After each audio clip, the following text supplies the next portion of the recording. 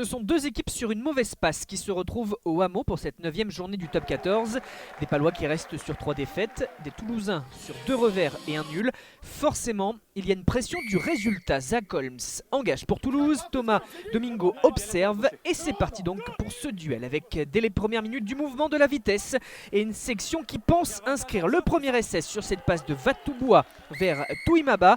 Une passe sautée mais en avant, pas d'essai mais une pénalité en faveur de cette section pour une position de hors-jeu de la défense toulousaine. Et Antoine Astoy qui marque les premiers points de la rencontre sur cette pénalité. La réaction du Stade Toulousain est rapide. Elstadt qui percute, là aussi du rythme dans cette offensive. Alexis Balès ressort vite, pour autant il y a ces scories et donc du déchet dans le jeu des Hauts-Garonnais. Mais une pénalité pour Zach Holmes qui égalise 3 partout.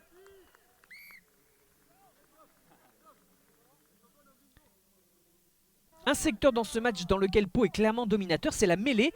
Épreuve de force au centre du terrain et le paquet d'avant Béarnais prend le dessus sur son vis-à-vis.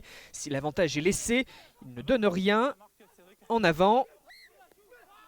Et nouveau coup de pied de pénalité d'Astoy pour redonner l'avantage aux locaux. Un coup de patte de 50 mètres.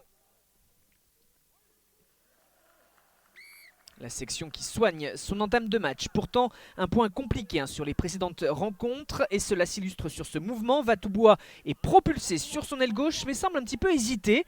Il est repris par Johan Huget. Thibaut Daubagna est au soutien. Cela circule une fois de plus très bien. Et Astoy voit l'intervalle face à lui pour inscrire le premier essai de la rencontre. À titre personnel, l'ouvreur palois réalise un bon début de saison. 9 matchs, 8 titularisations et son 2e essai en championnat.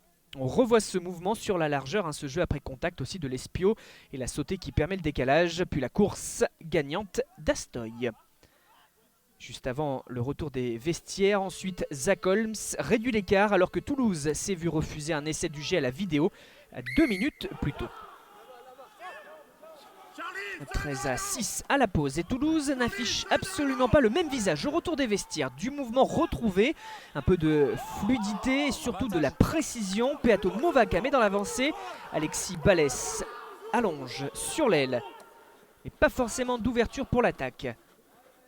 Pénalité néanmoins obtenue et Zach Holmes réduit l'écart, 13-9.